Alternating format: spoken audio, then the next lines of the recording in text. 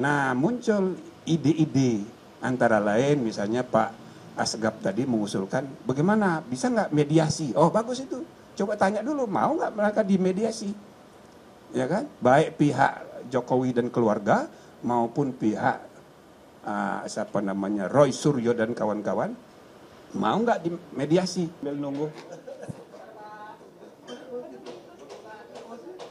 Sebelum dimulai saya mau mengumumkan email, bagaimana ya?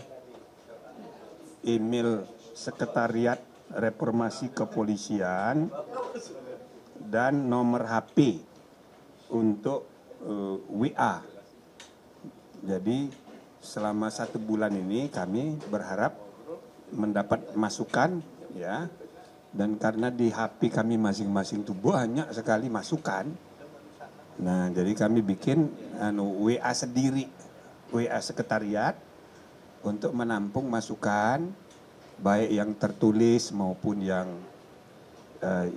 ya setebel-tebelnya kan bisa dikirim sekarang baik melalui email ataupun melalui WA. Nanti silahkan ditanya sekretariat ya, tapi nomor HP-nya 0813. Nah, coba dicatat dong.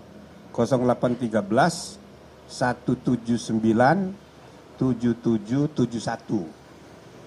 0813 1797 771. Nah, kami mengundang masyarakat luas yang mau berpartisipasi dalam memberi masukan, silahkan kirim melalui WA atau email. Nah, email Sekretariat Reformasi Kepolisian gmail.com.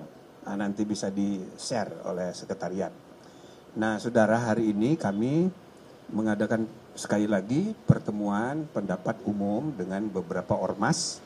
Ya, salah satunya YouTuber, pepabri, bebar ya, tokoh-tokoh. Cuman Pak Sunarko yang tidak hadir, tapi yang lain jenderal-jenderal hadir. Dan juga YouTuber, tokoh terkenal Refli Harun dan kawan-kawan. Masing-masing ini mengajukan surat permohonan untuk audiensi. Nah, salah satunya dari Refli Harun dan kawan-kawan. Ya, ada surat. Nah, atas dasar surat permohonan itulah kami gabung dalam satu forum ini untuk ya mengadakan rapat dengar pendapat, ya kan? Nah, tapi khusus untuk Pak Refli dan kawan-kawan, nama yang datang tadi ternyata tidak sama dengan daftar surat yang diajukan kepada kami dan rupanya daftar namanya setelah dikonfirmasi kemarin itu ada nama-nama yang berstatus tersangka. Nah, maka tadi malam kami mengadakan pertemuan rapat kilat gitu, ya, Zoom. Bagaimana? Maka kesimpulannya sebaiknya kita tidak menerima yang statusnya tersangka. Begitu. Supaya apa? Supaya kita fair. Ini adalah lembaga resmi bertemu di PTIK, di belakang juga ada reskrim, duduk tadi ikut menjadi peserta. Lalu kemudian kita harus menghargai, menghormati proses hukum yang sudah jalan. Belum terbukti dia salah, tapi kita juga harus memegang etika. Selain hukum, kita juga soal baik buruk etika. Dan kami pun runding bersama.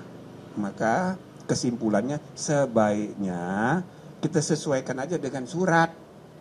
Gitu loh. Jadi ini bukan undangan dari kami, tapi ada surat permohonan, yang surat permohonan itu daftar namanya ada. Dan kita putuskan, kita terima, karena tidak ada tadinya beberapa orang yang statusnya tersangka.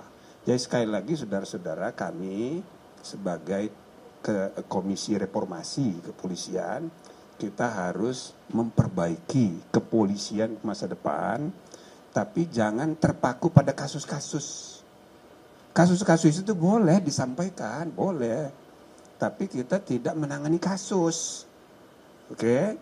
Jadi kasus itu dijadikan evidence untuk menawarkan kebijakan-kebijakan reformasi ke depan.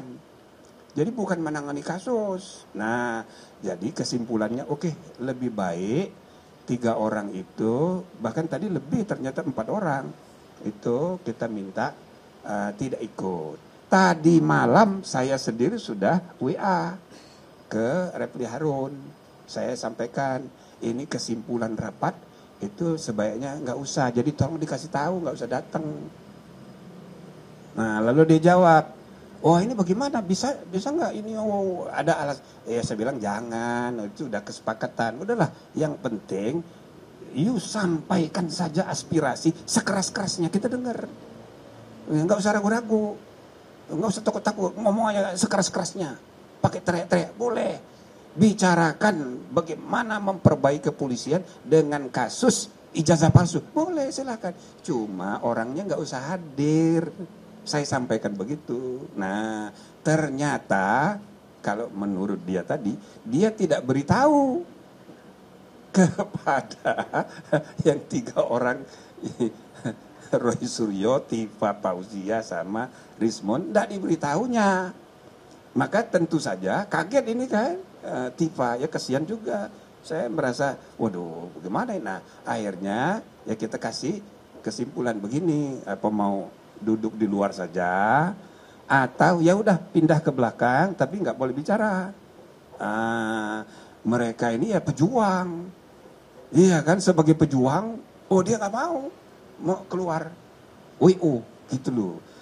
Saya ya sebagai ketua komisi, saya menghargai sikap dari Refli Harun, itu aktivis sejati, memang mesti begitu, dia tegas. Ya cuma kita harus menghormati juga, komisi ini sudah bersepakat, yang tersangka jangan, walaupun aspirasinya kita dengar, nanti kita bicarakan. Misal tadi ada ibu apa tadi menyampaikan tentang kasus Tifa, kasus ijazah palsu, lalu juga Pak Faisal bicara solusi, misalnya ada solusi, saya tanya, ya oke, kita dengar solusinya gimana menurut Anda urusan ijazah ini, ya kan? Saya cerita, saya ketua MK pertama tahun 2004, pertama kali ya Pilpres dan pemilihan umum yang perselisihannya dibawa ke MK. Itu banyak sekali kasus ijazah palsu, banyak sekali. Gitu loh. Maka tahun 2004 itu syarat menjadi caleg itu SMP. Nah, maka atas dasar pengalaman itulah kami menyarankan kepada pemerintah supaya ditingkatkan dong, jangan SMP, jadi SMA. Maka tahun 2009 pemilunya itu syarat caleg itu SMA. Ternyata tetap banyak juga ijazah palsu itu. Dan kemarin terakhir 2024, 20 tahun kemudian, terakhir kasus pilkada kemarin, dari 40 yang disidang substansinya oleh Mahkamah Konstitusi, 7 diantaranya berkaitan dengan ijazah palsu. Jadi saudara, ijazah ini adalah ya masalah serius di Indonesia ini. Jadi mudah dipakai untuk alat persaingan politik. Dan yang kedua, ini tandanya administrasi perijazahan kita, administrasi organisasi dan lembaga publik pemerintahan kita masih sangat buruk. Maka saya tanya kepada teman-teman yang hadir ini termasuk Faisal, Askaba, apa solusinya?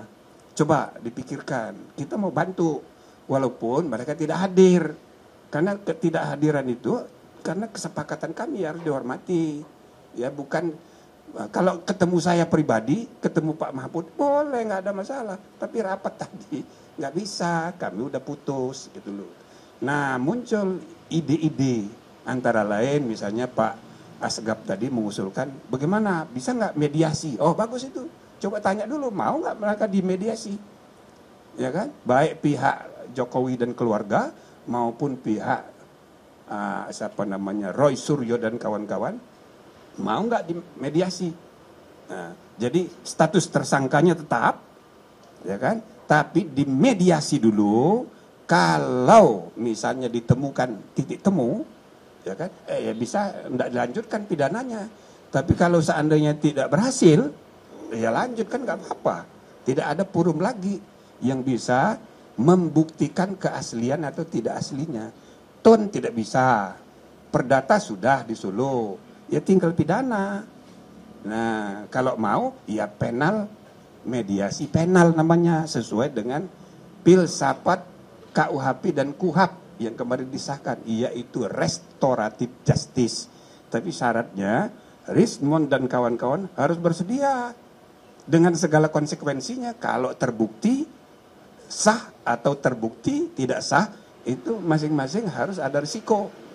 Gitulah kira-kira. Tapi silahkan mereka bahas, ya intinya apa yang tadi kami sudah selesaikan hari ini, bagian dari ya mengundang aspirasi, mendengarkan aspirasi masyarakat luas untuk perbaikan.